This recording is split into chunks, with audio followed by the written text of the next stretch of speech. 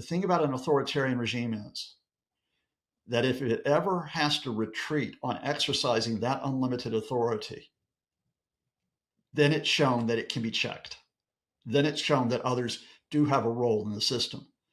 And therefore, the idea is keep pushing here, keep pushing harder.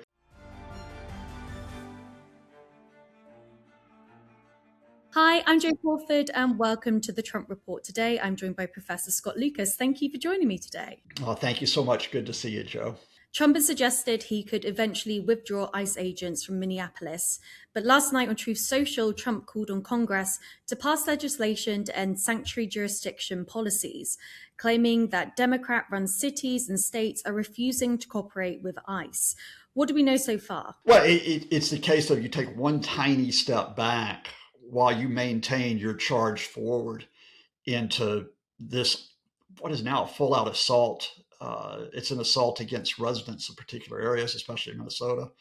It's an assault on the U.S. legal system. It's an assault on American communities. It's an assault on the American system. So I guess I need to explain that. Take the initial, maybe we'll have a review of what happened and maybe they'll withdraw. There are a handful of Republicans. Now, it's not an overwhelming move of Republicans, but there are a handful of Republicans in Congress who are saying, look, we need to have an investigation here.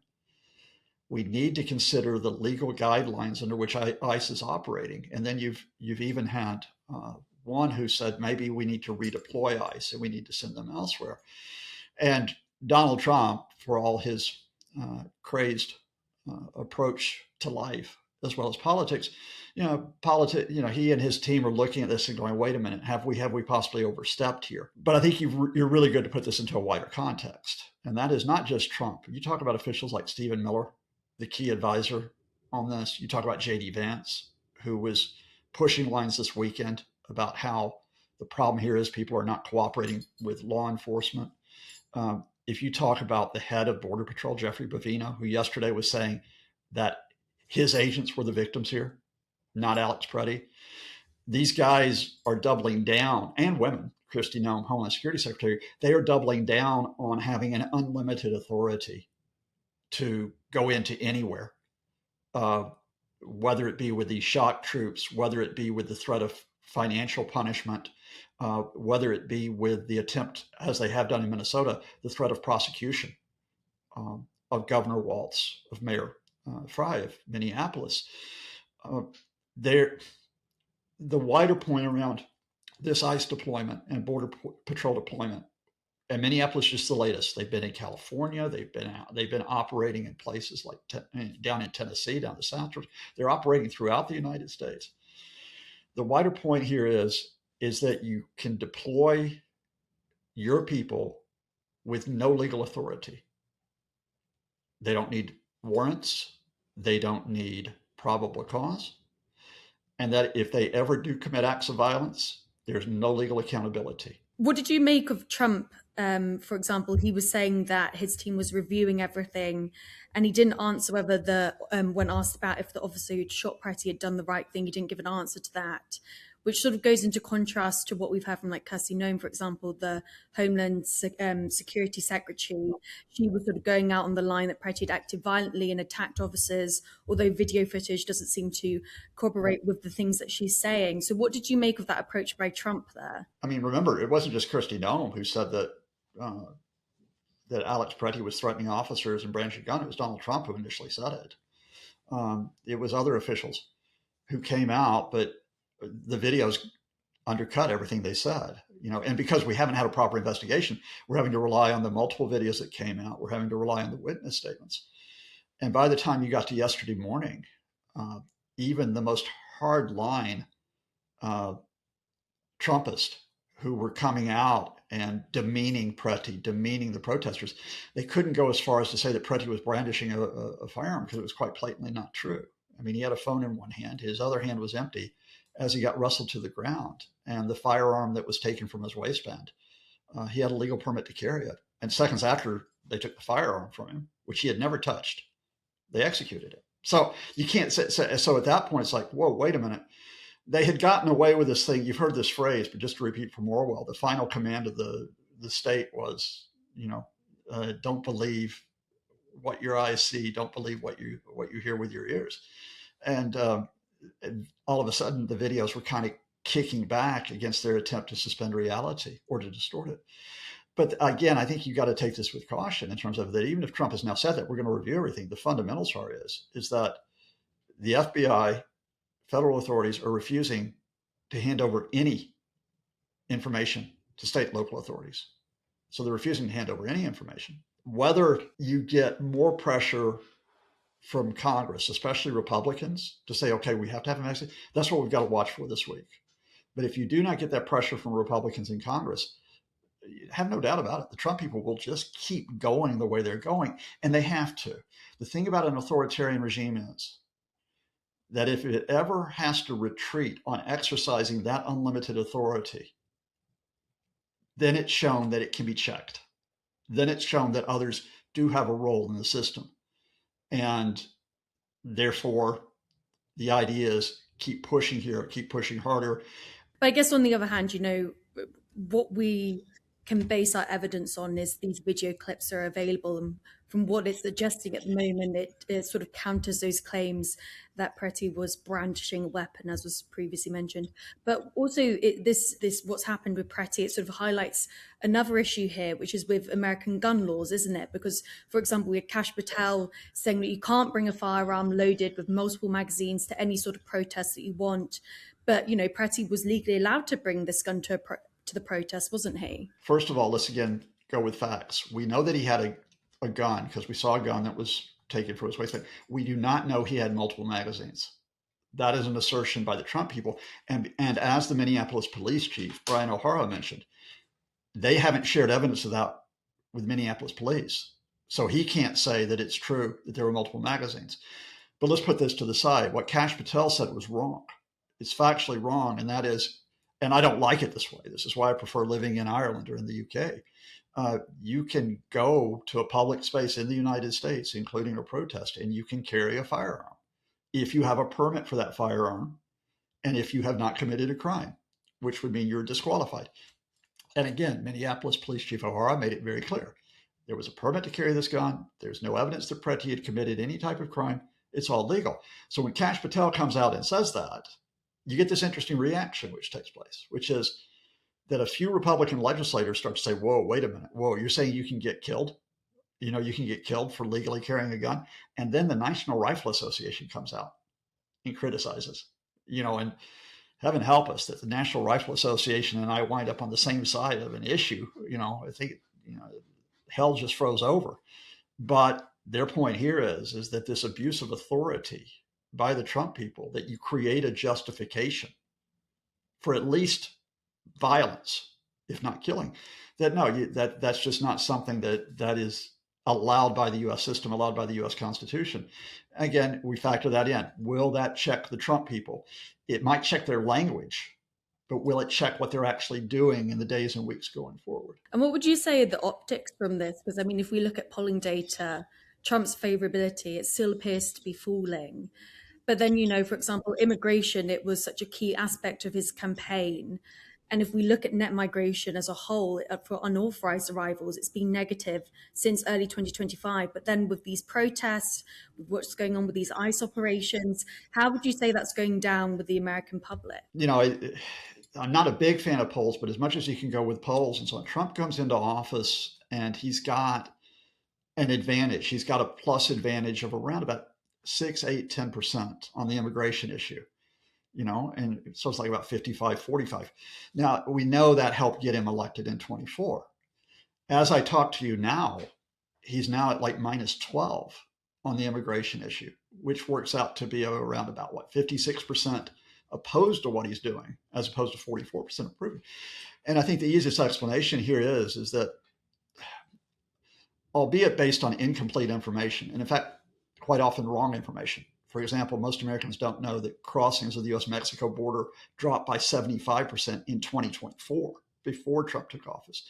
But based on that, there has been that clamor, which is we must do more about migrants. We must do more regarding the borders, et cetera, right?